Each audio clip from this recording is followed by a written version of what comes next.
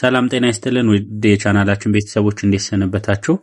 ሰሞኑን ትምህርት ሚኒስቴር ለህዝብ ክፍት ያደረገው ለአስተያየት ክፍት ያደረገው ማለት ነው ከ2010 በኋላ ለተመረቁ የዲግሪ ማስተርስ እና የፒኤችዲ ተመራቂዎች የመጀመሪያ የተማሩበትን ዶክመንት ማረጋገጫ ሳይዙ የተማሩ ሁሉም የመንግስትም ሆነ የግል ተማሪዎች ሊፈተኑ ነው የሚለው የተሳሳተ መረጃ መሆኑን ለማወቅ ችለናል። እንግዲህ ይህ አሰራር የሚመለከተው የቀድሞ የዲፕሎማ ወይም 10+2 እና 10+12 እንዲሁም የቴክኒክና ሙያ ደረጃ 4 ተምረው ያለፉ ነገር ግን የመጀመሪያ ዲግሪ ትምህርት ከመግባታቸው በፊት የሙያ ብቃት ማረጋገጫ ወይም ሲኦሲ ፈተና ሳያሟሉ የመጀመሪያ ዲግሪያቸውን ወይም ማስተርሳቸውን ፒኤችዲ የተማሩ ያ ማለት የመጀመሪያውን ትምህርታቸውን አውተንቲኬት ሳያስደርጉ ወይም ደግሞ ለምሳሌ ዲግሪ ሲማሩ ደረጃ 4 ሲኦሲያቸውን ሳያስይዙ ለተማሩ ብቻ እንደሆነና በመደበኛው የትምህርት ስርዓት ያ ማለት ከቀጥታ ወደ ዩኒቨርሲቲ እንዲሁም ደግሞ ከዲግሪ ወደ ማስተርስ የገቡትን አለመሆኑን ለማወቅ ተችሏል ማለት ነው። እንግዲህ በመደበኛው የ12ኛ ክፍል የማለፊያ መስፈርት በቀጥታ ዩኒቨርሲቲ የገቡ ወይም ደግሞ ከዲፕሎማ በኋላ የሲኦሲ ፈተና አልፈው ህጋዊን መስመር ተከትለው ወደ ዲግሪ የተሸጋገሩ በዚህ መመሪያ ስር የማይካተቱና እነሱ ድጋሚ የማይፈተኑ መሆኑን ለማወቅ ተችሏል ማለት ነው። ከዚህ ጋር ተያይዞ እንግዲህ አንድ እንደ ምሳሌ የማነሳው የነርሲንግ ተማሪዎች በተደጋጋሚ ጥያቄ ሲያቀርቡ ነበር ከዚህ ጋር ተያይዞ ያም ወደ 2012 አካባቢ ላይ ብዙ የግል ኮሌጆች ዲፕሎማ ወደ ዲግሪ ለመማር ሲኦሲያችሁን በኋላ ታያይዛላችሁ የደረጃ ራስ ሲኦሲያችሁን እስከዛ ትምህርታችሁን ጀምሩና በኋላ ታያይዛላችሁ ከተባሉ በኋላ ነገር ግን ሲኦሲያቸውን በመሃል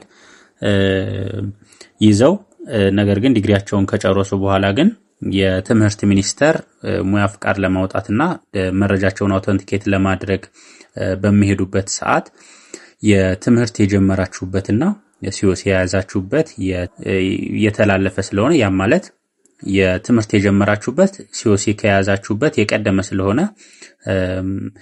ዲግሪያችሁን አውተንቲኬት አይደረግላችሁም ያ ማለት ዲግሪያችሁ ውድቅ ሆኗል ተብለው እስከዛሬ ድረስ ኦልሞስት ብዙ ተማሪዎች ቅሬታ እያቀረቡና አሁንም በዲፕሎማው ያሉበት ሁኔታ ነው የነበረው ማለት ነው።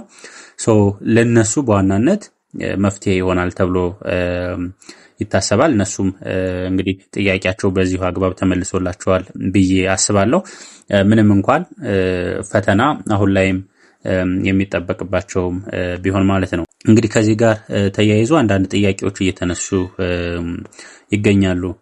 አንደኛው እንግዲህ የህግ ወደ ኋላ ለመስራት መርህ ይባላል። ያ ማለት በወቅቱ በነበረው የሀገሪቱ ህግና መመሪያ መሰረት ተመዝግበው ተፈትነው ተመርቀውና ለመመታት በስራ ዓለም ላይ የቆዩ ዜጎችን እንደገና ፈተና እንዲፈተኑ መጠየቅ ያው ህግ ወደ ኋላ አይሰራም የሚለውን ህግ የሚተገብርና ያ ማለት የነበራቸውን ጥቅማ ጥቅም የነበራቸውን መብታቸውን ሊያሳጣቸው ይችላል የሚል ጥያቄ ይነሳል ማለት ነው። ሁለተኛው እንግዲህ የተቋማት ክፍተትና የተጠያቂነት ሚዛን በተለይም ደግሞ ቅድም እንደነገርኳችሁ የጤና ባለሙያዎች መጀመሪያ ላይ ኮሌጆች መመዝገብ ሳይኖርባቸው ሙሉ ዶክመንታቸውን ሳያሟሉ ግን በእነሱ ጥፋት በመመዝገባቸው ምክንያት እነዛ ጤና ባለሙያዎች ተጎጂ ሆነዋል። እንዲሁም ደግሞ የአሰራር ክፍተት በመፍጠሩ እነዚህም ተጠያቂነት ላይ ራሱን የቻለ ጥያቄ ፈጥሯል። ያ ማለት ተጠያቂነት ከዚህ በፊት የነበሩ ክፍተቶች ታርመው አሁንም ቢሆን ተጠያቂነት መጠናከር መቻል አለበት ማለት ነው።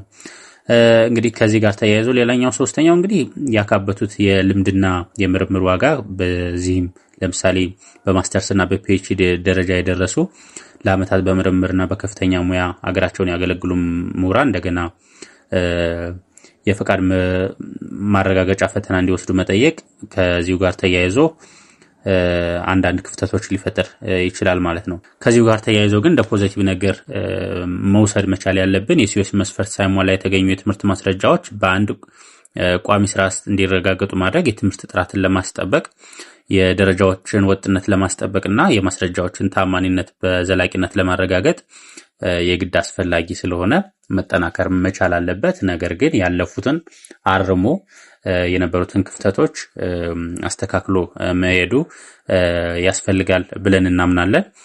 ከዚሁ ጋር ተያይዞ በተለይ እንደ ጤና ባለሙያ የብዙዎችን ጥያቄ የብዙዎችን ችግር የነበረውን ፈቶላቸዋል ብዬ አምናለሁ ማለት ነው።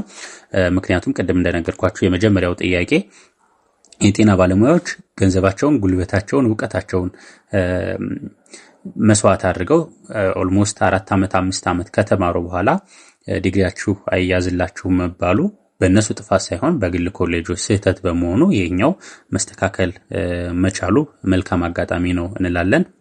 ለነበረን ቆይታ እያመሰገን ቻናላችንን ሰብስክራይብ አድርጉ። ቤተሰቦች ነው እናመሰግናለን።